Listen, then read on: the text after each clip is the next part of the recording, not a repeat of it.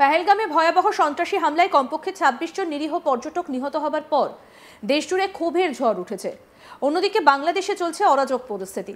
সেখানে হিন্দুদের উপরে আক্রমণ চলছে, আবার জেল থেকে বেরিয়ে গিয়েছে বেশ কিছু জিহাদি। সেক্ষেত্রে বর্তমানে বাংলাদেশে এমন পরিস্থিতি তৈরি হয়েছে যে সেখানে জেল থেকে বের হওয়া জিহাদিরা ভারতে ঢুকে পড়তে পারে বলে আশঙ্কা রয়েছে। আবার এই অরাজক পরিস্থিতিতে ভারতে অনুপ্রবেশ বৃদ্ধিরও আশঙ্কা রয়েছে। সেক্ষেত্রে সীমান্তে নজরদারি চলছে। সীমান্ত দিয়ে যাতে কোনো অনুপ্রবেশকারী ঢুকতে না পারে বাড়ানো হয়েছে নিরাপত্তা। এত কিছুর পরও কিছুতেই আটকানো যাচ্ছে না অনুপ্রবেশকারীদের। আবারও অবৈধভাবে ভারতে প্রবেশের অভিযোগে ১৩ জন বাংলাদেশিকে গ্রেফতার করল পুলিশ। ভারত বাংলাদেশ সীমান্তে ঢুকে দীর্ঘদিন ধরে অবৈধভাবে ভারতে থাকছিল, তাদের কাছ থেকে কোনো বৈধ নথিপত্র মেলেনি। এরপরে প্রশ্ন উঠতে শুরু করেছে ওই বাংলাদেশিরা কি উদ্দেশ্যে অবৈধভাবে ভারতে এসেছিল। তাহলে কি এর পেছনে অন্য কোনো উদ্দেশ্য ছিল নাকি অন্য কিছু, সেই বিষয়েও খতিয়ে দেখা হচ্ছে। আসামের কাছাড় জেলার কাটিগোড়া এলাকার ঘটনা এটি। পুলিশ সূত্রে খবর, কাছাড়ের কাটিগোড়ার কালাইন এবং জালালপুর এলাকায় বহু বছর ধরে থাকছিলেন ওই বাংলাদেশিরা। এলাকায় ঘোরাফেরা করায় সন্দেহ হয়। পুলিশ তাদেরকে প্রথমে জিজ্ঞাসাবাদ করে, তারপর তাদের পরিচয় জানতে চাইলে তাতেই উঠে আসে চাঞ্চল্যকর তথ্য। জানা যায় যে তারা কেউই ভারতীয় নাগরিক নয়, সকলেই বাংলাদেশি। তারা কাটিগোড়ায় ভারত বাংলাদেশ সীমান্ত দিয়ে বাংলাদেশে ফিরে যাবার পরিকল্পনা করছিল, আর অবৈধভাবেই কাঁটাতার পেরিয়ে ভারতে প্রবেশ করেছিল এবং দীর্ঘদিন ধরে ভারতের বিভিন্ন জায়গায় বসবাস করছিল।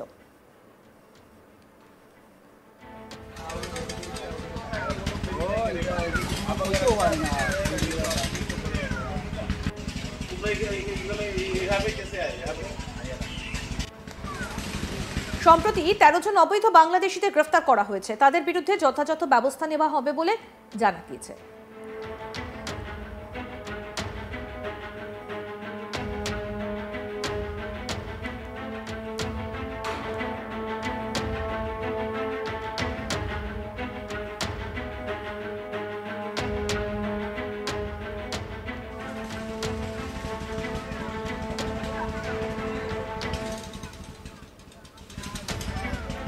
আমাদের প্রতিনিধি দিলীপ সিং কি প্রতিবেদন তুলে ধরেছেন, আসুন শোনাই এবার আপনাদের।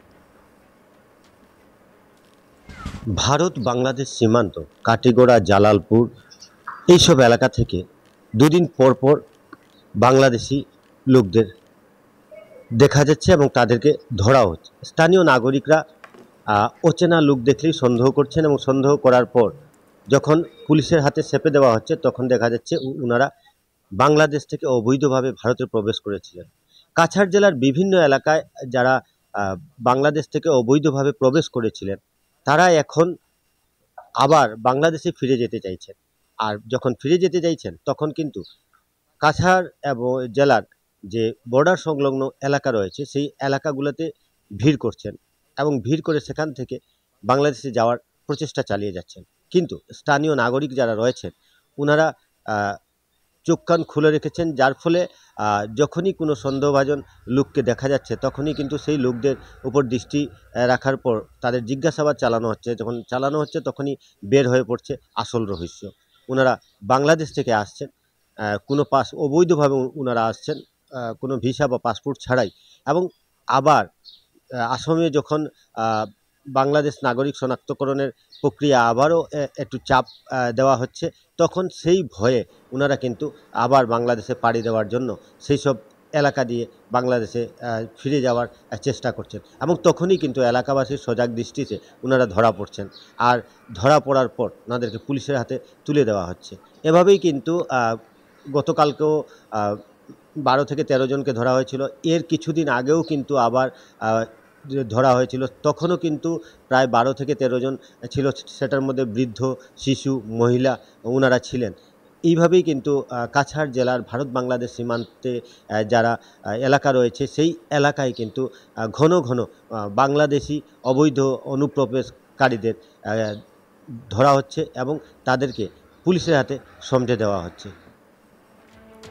পেহেলগামে ভয়াবহ সন্ত্রাসী হামলায় কমপক্ষে ২৬ জন নিরীহ পর্যটক নিহত হবার পর দেশজুড়ে ক্ষোভের ঝড় উঠেছে।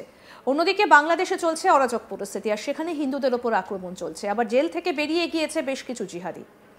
বর্তমানে বাংলাদেশে এমন পরিস্থিতি তৈরি হয়েছে যে সেখানে জেল থেকে বের হওয়া জিহাদিরা ভারতে ঢুকতে পারে বলে আশঙ্কা কিন্তু এখনো রয়েছে। আরও আপডেট পেতে দেখতে থাকুন আজ তাক বাংলা। সাবস্ক্রাইব করুন, নোটিফিকেশন পেতে বেল বাটন অপশন প্রেস করুন, হোয়াটসঅ্যাপেও ফলো করুন আজ তাক বাংলা।